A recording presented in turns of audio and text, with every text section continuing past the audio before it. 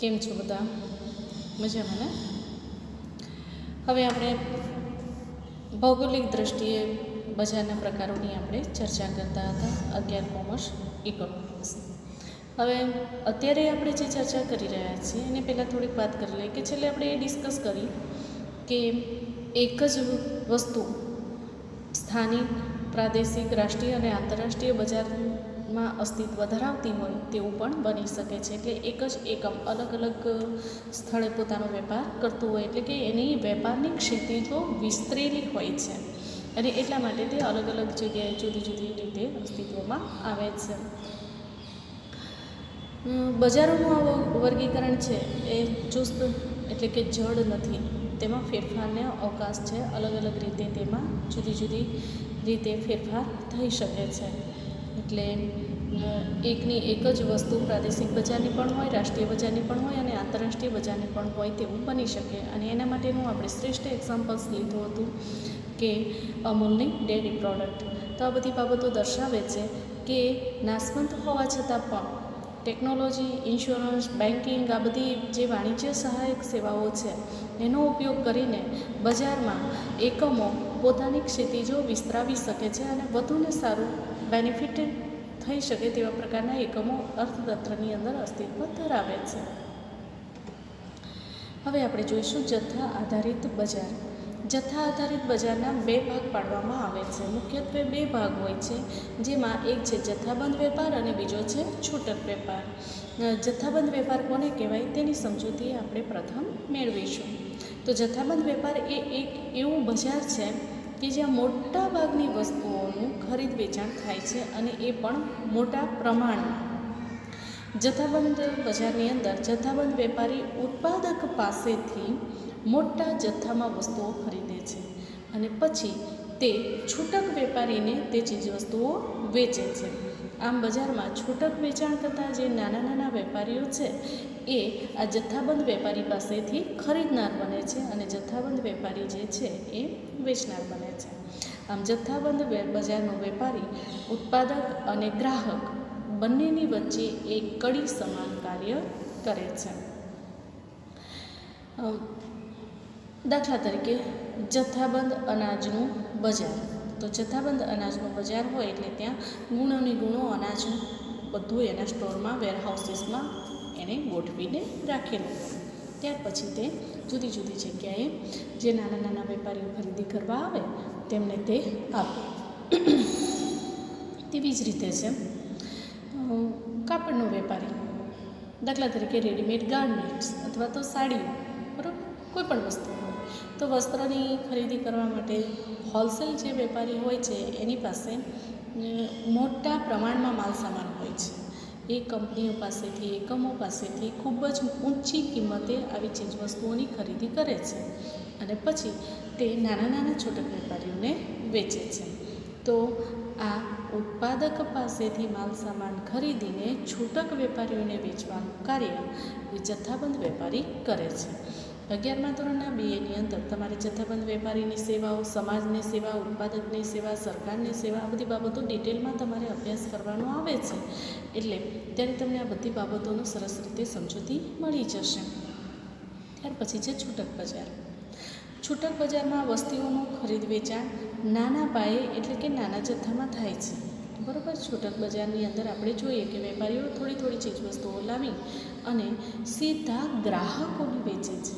એટલે છૂટક બજાર છે ને એ જથ્થાબંધ બજાર અને ગ્રાહકો એ બેની વચ્ચે કડી સમાન કાર્ય કરે છે.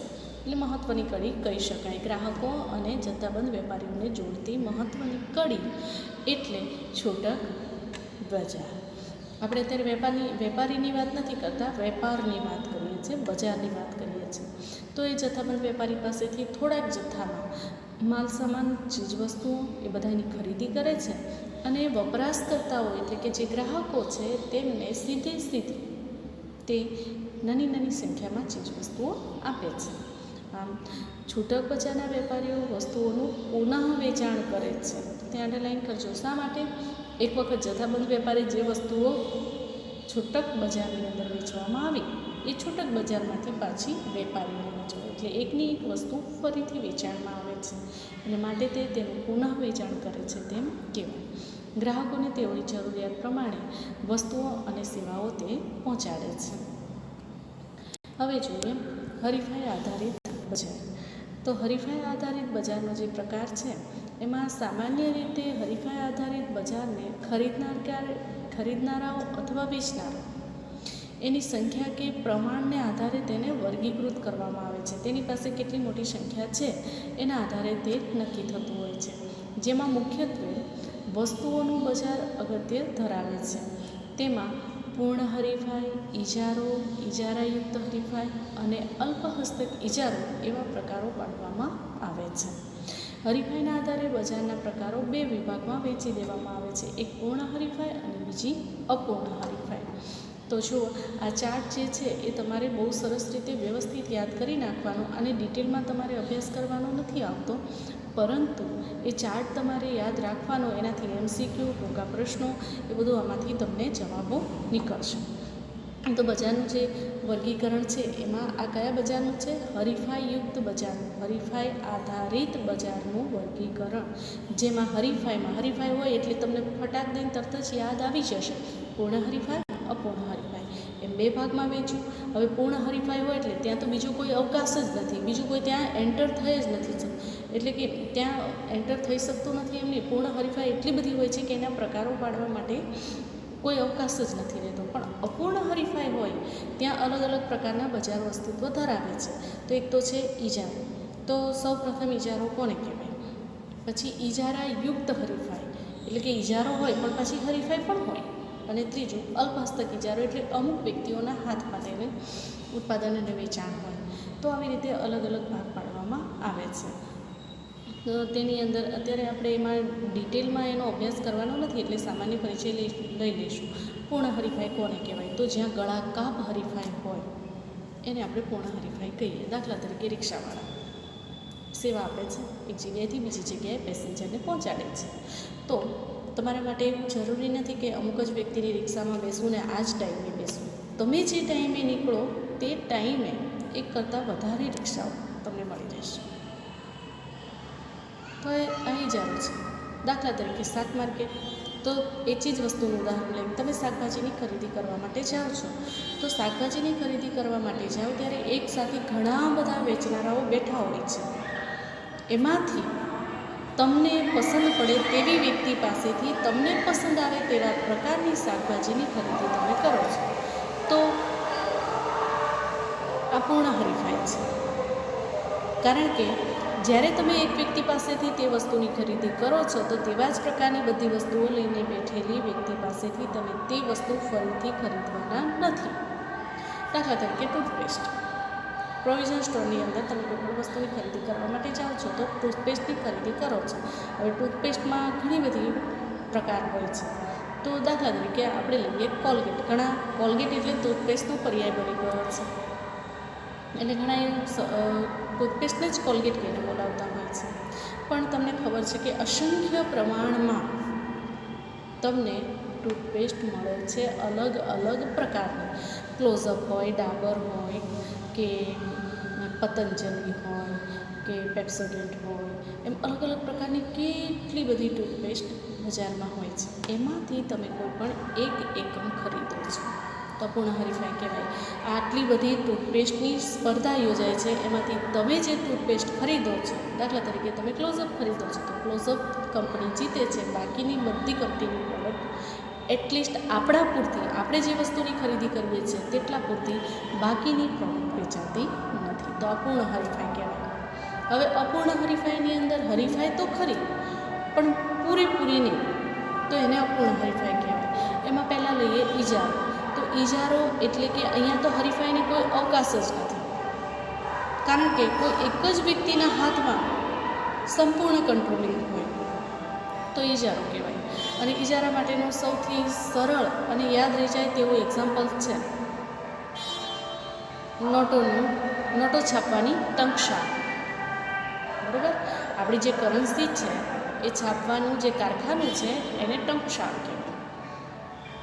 તો એ RBI જ છાપી શકે છે, બીજા કોઈ નહીં, તો એ ઇજારો છે. પછી રેલવે સેવા, તો રેલવે સેવાની અંદર માત્ર અને માત્ર ભારત સરકાર દ્વારા જ આ સેવા આપવામાં આવે છે, અને કોઈ આવા પ્રકારની સેવા આપતા નથી. તો આ ઇજારો છે. પછી આપણે જે હથિયારો વાપરીએ છીએ એ હથિયારોનું કારખાનું અને હથિયારોમાં વપરાતો દારૂગોળો, એના માટેના જે ઉત્પાદન કેન્દ્રો છે એ સંપૂર્ણ સરકાર દ્વારા માત્ર અને માત્ર એ જ એકમ દ્વારા તેનું ઉત્પાદન કરવામાં આવે છે. અન્ય વ્યક્તિઓ જો આવા પ્રકારનું ઉત્પાદન કરે, દાખલા તરીકે નોટો છાપવી, તો એ ગેરકાનૂની ગણાય. ગેરકાનૂની હોવાને લીધે થઈને તેમને સજા અને દંડની જોગવાઈ આપણા કાયદાની અંદર છે જ. તો આવી રીતે આવા એકમો જે છે એ સંપૂર્ણ ઇજારો ધરાવે છે. એટલે આ બજાર જે છે કે હથિયારો તૈયાર કરવાનું બજાર જે છે કે એની ખરીદ વેચાણ જે કાંઈ પણ હોય, તો આવા બજારોને આપણે ઇજારા તરીકે ઓળખીએ છીએ. હવે ઇજારાયુક્ત હરીફાઈ, ઇજારો ખરો પણ પાછી એમાં થોડી ઘણી હરીફાઈ પણ ખરી. દાખલા તરીકે એરલાઇન્સ, તો એરલાઇન્સમાં જે કંપનીઓએ એરલાઇન્સ કંપનીમાં જે એર સેવાઓ આપવા માટે ઝંપલાવ્યું છે એટલી જ, એનાથી બીજી નહીં. પછી આપણે કંઈ પ્લેન ન ઉડાવી શકીએ, પણ કિંગફિશર હોય કે અલગ અલગ પ્રકારની કેટલી બધી એરલાઇન્સ, ઇન્ડિયન એરલાઇન્સ હોય, તો આવી જુદી જુદી પ્રકારની જે કંપનીઓ દ્વારા એર ટ્રાવેલિંગની જે સુવિધા આપવામાં આવે છે, આ ઇજારાયુક્ત હરીફાઈ કહેવાય. હરીફાઈ ખરી પણ પાછો ઇજારો પણ ખરો, એટલે બહુ ઓછી. હવે અલ્પહસ્તક ઇજારો, તો અલ્પહસ્તક ઇજારો છે ને એ પણ લગભગ ઇજારાયુક્ત હરીફાઈને લગતો જ છે, લગભગ એને મળતો આવે છે. પણ અલ્પહસ્તક ઇજારો છે ને અમુક ચોક્કસ વ્યક્તિઓને આપી દીધેલો છે, એનાથી બીજી વ્યક્તિ નહીં.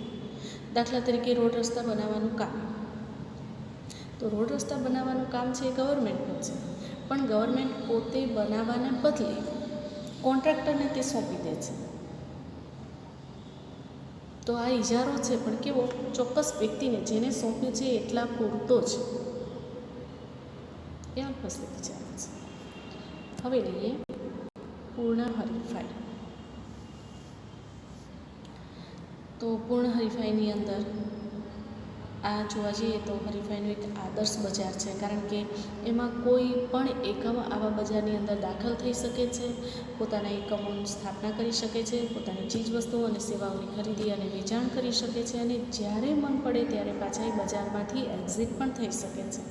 એટલે પૂર્ણ હરીફાઈવાળું બજાર એ આદર્શ પરિસ્થિતિવાળું બજાર છે તેમ કહેવામાં આવે છે, અને તે માત્ર સૈદ્ધાંતિક શક્યતા બની રહે છે. વાસ્તવમાં ખેતી ક્ષેત્રને બાદ કરીએ તો પૂર્ણ હરીફાઈના લક્ષણોના ભાગ્યે જ જોવા મળે છે.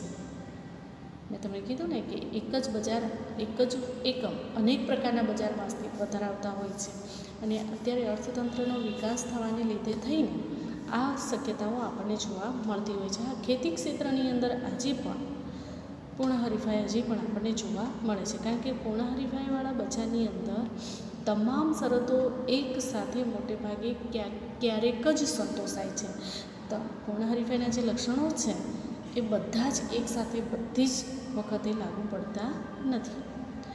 અર્થશાસ્ત્રની અંદર પૂર્ણ હરીફાઈવાળા બજારનો અભ્યાસ મુખ્યત્વે અગત્યનો ગણવામાં આવે છે, કારણ કે આ અભ્યાસને આધારે બજારની મોટા ભાગની લાક્ષણિકતા કે શરતોથી પેઢીની વર્તણૂકને આપણે સમજી શકીએ છીએ.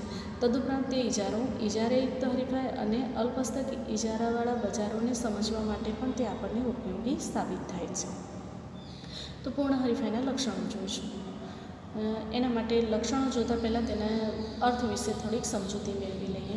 તો શ્રીમતી જોન રોબિન્સન્સ કહે છે કે પૂર્ણ હરીફાઈ ત્યાં અસ્તિત્વ ધરાવે છે જ્યાં ઉત્પાદિત વસ્તુની માંગ સંપૂર્ણ મૂલ્ય સાપેક્ષ હોય, એક અને માત્ર એક. બરાબર? તો ત્યારે પ્રોફેસર લાફ્રિજ કહે છે કે પૂર્ણ હરીફાઈ એક એવી બજાર વ્યવસ્થા છે કે જેમાં બજાર કિંમતને અસર પહોંચાડી શકે તેટલી મોટી પેઢી સમગ્ર બજારમાં ન હોવા સાથે પણ પેઢીઓ સમાન ગુણી વસ્તુઓનું વેચાણ કરે છે. અને આપણને ખ્યાલ જ છે, એકસાથે ઘણી બધી અનાજનો વેપારી હોય તો કોઈ એક જ વેપારી ન હોય, તેલનો વેપાર કરતો હોય તો કોઈ એક જ વેપારી ન હોય, અન્ય વ્યક્તિઓ પણ આવા પ્રકારની ચીજ વસ્તુઓનું વેચાણ કરતા હોય છે. હવે પૂર્ણ હરીફાઈવાળા બજારના લક્ષણો. અસંખ્ય વેચનારા અને અસંખ્ય ખરીદનારા, આ એનું સૌથી પહેલું લક્ષણ છે. અસંખ્ય ખરીદનારા અને અસંખ્ય વેચનારાઓ. આપણને ખ્યાલ જ છે, તમે બજારની અંદર જાઓ, અત્યારે તો તહેવારનો સમય છે, એટલે આપણને ખ્યાલ છે કે તહેવારનો સમયગાળો હોવાને લીધે એક સાથે કેટલા બધા લોકો ખરીદી કરવા માટે બજારમાં આવતા હોય છે. એના માટે તમારે બજારની એવી પરિસ્થિતિનું ઇમેજિન કરવાનું અથવા એવા સ્થળનું ઇમેજિન કરવાનું. દાખલા તરીકે તળાવ અથવા તો હલુરિયા, બરાબર. તો ચોક્કસ જ્યાં એક બજાર છે, જ્યાં બધા જ પ્રકારની ચીજવસ્તુઓ આપણને મળે છે, તેવા સ્થળનું તમારે ઇમેજિન કરવાનું. તો તેની અંદરથી તમને ખ્યાલ આવી જશે કે અસંખ્ય પ્રમાણમાં ખરીદનારા હોય છે, સામે વેચનારાઓ પણ અસંખ્ય પ્રમાણમાં હોય છે. આ તો આપણે એક જ સ્થળની ચર્ચા કરી, તો આવા સંપૂર્ણ હરીફાઈવાળા બજાર દરેક જગ્યાએ, દરેક શહેરમાં, ગામડામાં, બધી જગ્યાએ અસ્તિત્વ ધરાવે છે. એટલે આ બધાને ભેગું કરીએ ત્યારે આપણને ખ્યાલ આવે કે કેટલું વિસ્તૃત છે, પુષ્કળ પ્રમાણમાં. અહીંયા તો આપણે ગણતરી કદાચ કરી પણ શકીએ કેટલા દુકાનદાર છે, કદાચ પણ ખરીદનારાઓની ગણતરી કરવી પણ અશક્ય બની જાય. પણ તમને એના પરથી ખ્યાલ આવે, લગ્નસરાની સિઝન હોય તો દુકાનમાં કેટલી બધી ભીડ હોય. ચોક્કસ પ્રકારની ચીજવસ્તુઓ જ્યાં લગ્નને માટેની ખરીદી થતી હોય ત્યાં પુષ્કળ પ્રમાણમાં તમને ભીડ જોવા મળે. એનો અર્થ એ થયો કે અસંખ્ય પ્રમાણમાં ખરીદનારાઓ પણ હોય છે અને અસંખ્ય પ્રમાણમાં વેચનારાઓ પણ હોય છે. એટલે આ બજારમાં ખરીદનારા અને વેચનારા અગણિત છે, જેને ગણી પણ ન શકાય તેટલી સંખ્યામાં ખરીદનારા અને વેચનારા છે તેમ માની લેવાનું. અને એમ જ હોય છે, આ બજારમાં અસંખ્ય વેચનારાઓ પેટીને કોઈ એક વેચનાર બજારના પુરવઠાનો ખૂબ નાનો અંશ વેચે છે. આખા અર્થતંત્રના જેટલા પણ એકમો થાય ને એમાંનો એક નાનો એવો ભાગ આ લોકો વેચે છે. દાખલા તરીકે ઘઉંના એક ખેતરમાં ઘઉંનું ઉત્પાદન થાય તો એ ઉત્પાદન વધે કે ઘટે તેમ છતાં પણ ઘઉંના કુલ જથ્થા પર તેની કોઈ અસર પડતી નથી. જેમ તહેવારોમાં ઉપયોગમાં લેવામાં આવતા નાના નાના બલૂનની હારમાળો, જેને આપણે સિરિંજ કહીએ છીએ, તો પેઢીનો એક ગોળો પ્રજ્વલિત ન થાય તો તે પ્રકાશના કુલ પ્રમાણ ઉપર અસર કરી શકતો નથી. અને તેથી વેચનાર આ બજારનો ખૂબ નાનકડો ભાગ હોય તે વસ્તુની કિંમત ઉપર પોતાનો પ્રભાવ પાડી શકતો નથી. બરાબર. આપણે સિરિંજ લગાવી હોય તો સિરિંજમાં તો અસંખ્ય પ્રમાણમાં નાના નાના બલ્બ હોય, તો એમાંથી એકાદો બલ્બ બંધ થઈ જાય તો કે પ્રકાશમાં કંઈ ફરક પડે નહીં. એમ અસંખ્ય પ્રમાણમાં ખરીદનારાઓ અને વેચનારાઓ હોય ત્યારે કોઈ એક દુકાનદાર પોતાની વસ્તુ ન વેચે અથવા કોઈ એક ખરીદનાર વ્યક્તિ પોતાની ચીજ વસ્તુઓ જે બજારમાંથી ખરીદવાની છે તેની ખરીદી ન કરે તો તેનાથી બજારમાં કોઈ ફરક પડતો નથી. જ્યારે ખરીદનારા પણ અસંખ્ય પ્રમાણમાં હોવાથી વેચનારની જેમ જ ખરીદનારાઓ પણ વસ્તુની બજાર કિંમત પર માંગના ફેરફારની અસર પાડી શકતા નથી. અને એટલા માટે જ બજારમાં વસ્તુની કિંમત સ્વતંત્રપણે બજારના પરિબળો એટલે કે માંગ અને પુરવઠા દ્વારા નક્કી કરવામાં આવે છે. તો વસ્તુની કિંમત શાના આધારે નક્કી થાય છે એ તમારે યાદ રાખવાનું. આગળના ચેપ્ટરમાં કિંમત નિર્ધારણ વખતે આપણે તેની ચર્ચા કરી છે. આમ પૂર્ણ હરીફાઈવાળા બજારમાં વસ્તુની કિંમત, વસ્તુની માંગ, વસ્તુનો પુરવઠો એના દ્વારા નક્કી થાય છે. અને તેના કારણે જ વેચનાર બજારમાં માત્ર કિંમત સ્વીકારનાર બની રહે છે, એટલે કે પ્રાઇઝ ટેકર બની રહે છે. અહીંયા એણે પોતાની મનમાની પ્રમાણેની કિંમત રાખી શકાતી નથી, નહીંતર ગ્રાહક તેની ચીજવસ્તુ ખરીદવાને બદલે બીજી વ્યક્તિ પાસે વસ્તુની ખરીદી કરવા માટે પહોંચી જતો હોય છે. ત્યાર પછી બીજું લક્ષણ છે સમાન ગુણી વસ્તુ. પૂર્ણ હરીફાઈવાળા બજારની અંદર બીજી વસ્તુની સમાન ગુણી વસ્તુઓનું અસ્તિત્વ હોય છે. આ સમાન ગુણી વસ્તુઓ એટલે કે વસ્તુનો રૂપ, રંગ, ગંધ, આકાર, સ્વાદ, વજન, ગુણવત્તા આ બધામાં એક સરખી હોય છે. દાખલા તરીકે નાહવાનો સાબુ. તો એક તો એ નાવાનું સાબુ છે એટલે એને ગુણ થાય, રૂપ એટલે કે દેખાવમાં શેપ એક સરખો હોય, રંગ એટલે કે દાખલા તરીકે પિંક સાબુ તો એક જ કંપનીના અલગ અલગ કંપનીના પિંક કલરના સાબુ મળી રહેશે. દાખલા તરીકે વ્હાઇટ સાબુ તો અલગ અલગ કંપનીના વ્હાઇટ સાબુ મળે. સુખડ, ચંદન, એલોવેરા આવી રીતે અલગ અલગ રંગના તમને મળી રહેશે. ગંધ તો પછી ગુલાબની ફ્લેવર હોય તો બધામાં ગુલાબની જ સુગંધ આવે, મોગરાની ફ્લેવર હોય તો બધામાં સેમ એ જ ફ્રેગ્રન્સ હશે. ત્યાર પછી તેનો કદ કે 75 ગ્રામનો સાબુ હોય, 150 ગ્રામનો હોય તો સેમ એની ક્વોન્ટિટી એક સરખી જ બધી જ કંપનીઓની પ્રોડક્ટ, બધી કોઈ પણ કંપનીની પ્રોડક્ટ હશે તો સેમ તેની સાઇઝ અને તેનું વજન એક સરખું જોવા મળશે. સ્વાદ, જો વસ્તુઓની ખરીદીમાં ખાદ્ય પદાર્થો હોય તો એનો ટેસ્ટ પણ એક સરખો જ જોવા મળે. પછી રામદેવનું મરચું હોય, એવરેસ્ટનું મરચું હોય કે કોઈ પણ પ્રકારની કંપનીનું મરચું હોય તો બધાનો સ્વાદ તીખો જ હોય. હળદર હોય તો બધાનો ટેસ્ટ એક સરખો જ હોય, દેખાવ પણ એક સરખો હોય. તેવી જ રીતે આકાર, વજન અને ગુણવત્તા એ તો બધા જ પ્રકારે એક સરખું સમાન ગુણી જોવા મળે છે. આવી બધી વસ્તુઓ એક સરખી હોવાથી તેને એકરૂપ, સમરૂપ કે સરખી વસ્તુ તરીકે ઓળખવામાં આવે છે. એકરૂપ, સમરૂપ કે સરખી વસ્તુઓ તરીકે ઓળખવામાં આવે છે. આવા બજારની વસ્તુઓ સમાન ગુણી હોવાથી વિવિધ ઉત્પાદકો અથવા તો વેચનારાઓ જે બજારની અંદર પોતાનું અસ્તિત્વ ધરાવે છે તેઓ જુદી જુદી કિંમતો લઈ શકતા નથી. દાખલા તરીકે નાવાનો સાબુ તો એમાં ઉત્પાદક દ્વારા જે વસ્તુની કિંમત નક્કી કરવામાં આવી હોય તે જ કિંમત લઈ શકાય, તેનાથી વધારે કે ઓછી કિંમત તેઓ લઈ શકતા નથી. જ્યારે ખરીદનારાઓ સમાન ગુણી વસ્તુ હોવાને લીધે તેમાં સમાનતા જોતાં જુદી જુદી કિંમત ચૂકવવા માટે તૈયાર થતા નથી. એ પણ એક જ પ્રકારની વસ્તુઓની જ્યારે ખરીદી કરે છે ત્યારે તે જ કિંમત ચૂકવવાનો આગ્રહ રાખે છે. સરવાળે આ બજારમાં વસ્તુની કિંમત એક સરખી જોવા મળે છે. ખરીદનારા પણ વસ્તુની કિંમતમાં ફેરફાર નથી કરી શકતા અને વેચનારા પણ તેમાં ફેરફાર કરી શકતા